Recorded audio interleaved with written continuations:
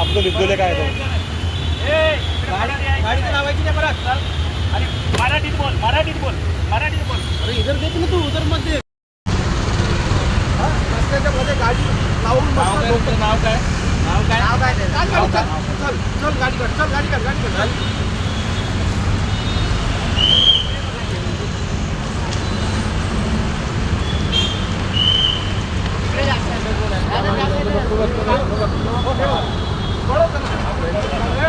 Private गाड्या काढू नको, प्रायव्हेट गाड्या हात लावू नको. आवाज चला.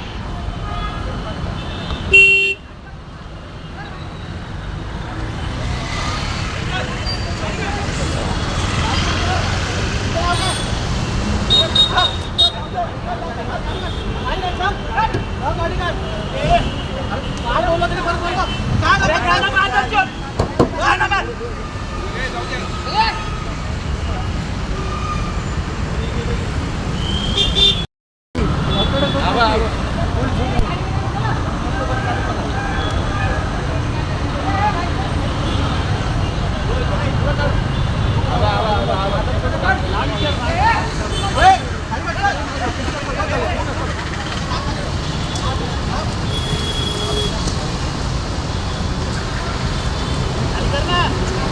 गाडी कर लवकर, काच खाली कर. नाव काय? गाडी काढ ना, गाडी काढ. गाडी लावायची नाही परत. मराठीत बोल, मराठीत बोल, मराठीत बोल. जागा आहे का गाड्या लावायची पार्किंगला? आणि ज्या पद्धतीने तुम्ही बसताय त्या पद्धतीने तुम्ही तुमचा अरेरावीपणा पुन्हा दाखवताय. यात जेवढे ओलावाले आम्हाला भेटले त्यात एकही मराठी ओलावाला नाही आहे. माझं मत आहे नीट कोड भरा आणि निघा. आम्हाला इथे माज दाखवण्याचा प्रयत्न करू नका. जर आम्हाला माज दाखवण्याचा प्रयत्न केला तर जबरदस्त माज आमच्यामध्ये पण आहे. आम्ही महाराष्ट्र सैनिक आहोत, राज ठाकरेंचे सैनिक आहोत. जर तुम्ही लोकांबरोबर चुकीचं वागणार असाल तर आम्हाला तुमच्याबरोबर चुकीचं वागताना कुठलीच वाईट वाटणार नाही. मारण करणाऱ्याला गुन्हा दाखल झाला नाही. काय सांगितलं ठाणे पोलिस? बघा, मी पोलिसांना त्यांच्यावर जो गुन्हा टाकला माननीय उपमुख्यमंत्र्यांनी सांगितलं 307 दाखल होणार. बरोबर आहे. तुम्ही त्यांना तेच म्हटलं की कृपया जे त्यांनी म्हटलं ते करून दाखवा. केस टिकेल की नाही ते नंतर बघू.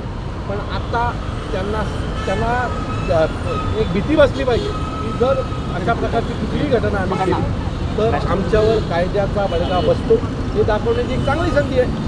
कारण जे तुम्ही जर बघाल तर त्या दिवशी जांभळी नाक्याला झालेल्या घटनेत आरोपींना अटकच नाही केली. ते दुसऱ्या दिवशी पुन्हा तिथे होते. आता वेळ आलेली आहे की तुम्ही याच्यामध्ये ही जी कोणी लोक आहेत त्यांना माज आला आहे त्यांना धडा शिकवण्याची वेळ पोलिसांनी शिकवावी. पण तुम्ही देखील या ठिकाणी काही कार्यकर्त्यांनी काही रिक्षा चालकांना ओला चालकांना मारहाण केलेली आहे. तुम्ही समर्थन करता का? नाही, म्हणजे त्यांनी आमच्या लोकांना मारल्यावर काही होत नाही. बरोबर आहे. आम्ही मारल्यावर लगेच त्याचं समर्थन होणार की नाही याच्यावर प्रश्नचिन्ह उचललं जातं. अरे वा, असं कसं होईल? एका वृद्ध माणसाला 80-85 वर्षाला माणसाला दगड टाकले मारताना त्याला लाज नाही वाटली. आम्हाला का लाज वाटली पाहिजे?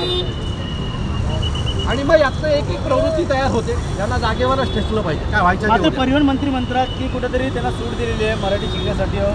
माझं मत आहे की जे लोक 15-15 वर्ष राहून मराठी शिकले नाहीत ना ते तुम्ही 2 धडे शिकवून काय शिकणार नाही. ज्याला मराठी येते त्याच्याकडेच परमिट राहील. हा नियम लागू करावा तरच काहीतरी होईल. नाही तर अशा घटना रोज घडतात. राजसाहेबांनी काय उत्तर आलं का ठाण्यात त्या संदर्भात? मला आदरणीय साहेबांचा कॉल आला होता. ज्या व्यक्तीला मारलं त्याची चौकशी केली, विचारपूस केली आणि हे जे कोणी आहेत त्यांना योग्य तो धडा शिकवण्याची जी काही साहेबांची शैली आहे त्याचं आम्हाला सांगितलं आणि तो ज्याने केलं त्याला आम्ही सोडणार नाही एवढं नक्की. नक्कीच या ठिकाणी